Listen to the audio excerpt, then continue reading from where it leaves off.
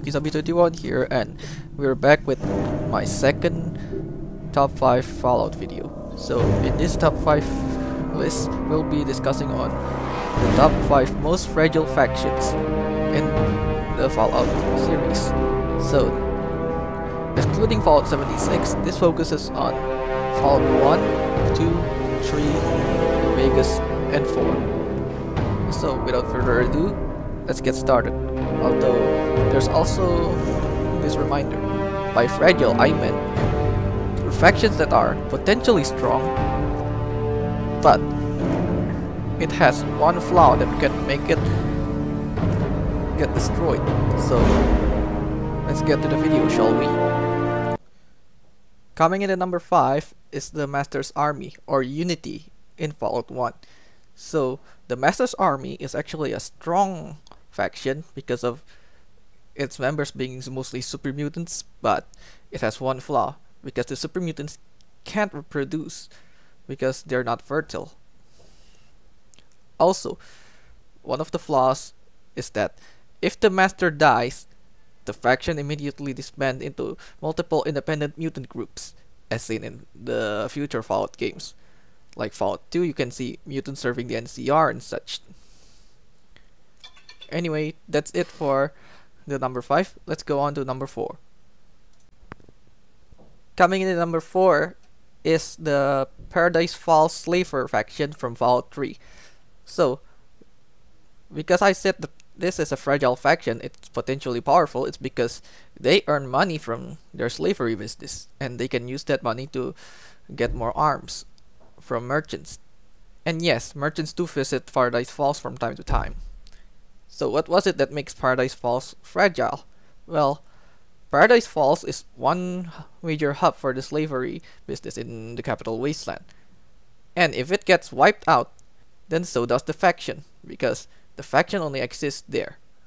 Well, a branch of it does exist in the Lincoln Memorial, but I don't really count it because, yeah, if you go to the Lincoln Memorial and just wanted to explore, you basically killed those slavers at the Lincoln Memorial if you climb on top of it. So that's why the Paradise Falls Slavers get the number 4 spot on this list. Let's go on to number 3. Coming in at the number 3 spot is the Enclave in Fallout 2.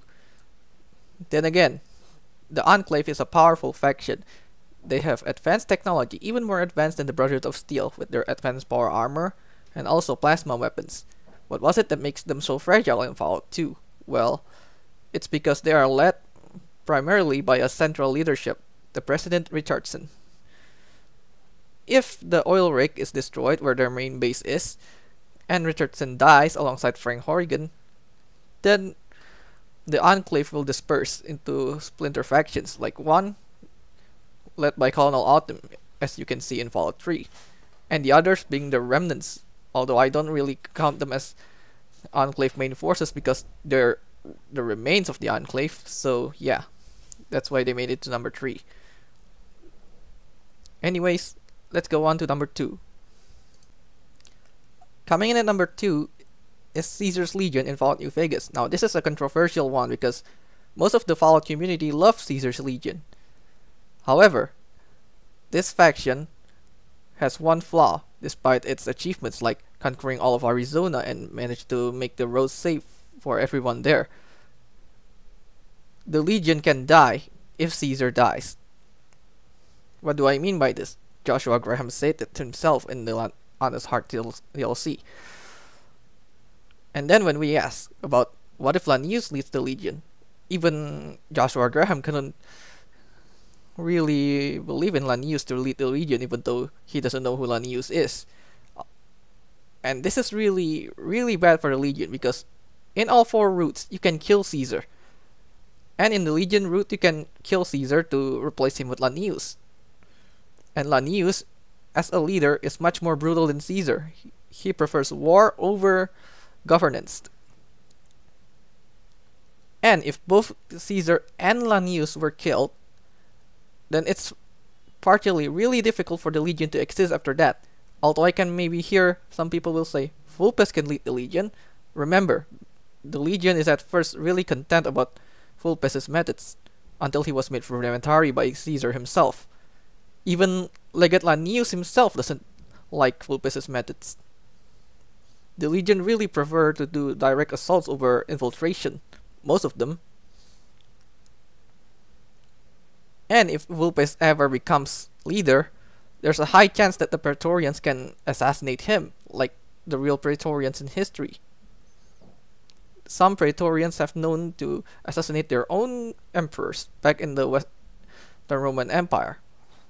And the Legion can end up like the Western Roman Empire if that happens.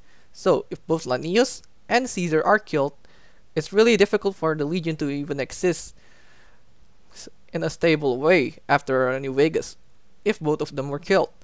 So anyways, that's it for number 2. Now let's go on to the number 1 spot. The most fragile faction in Fallout series is the Railroad in Fallout 4.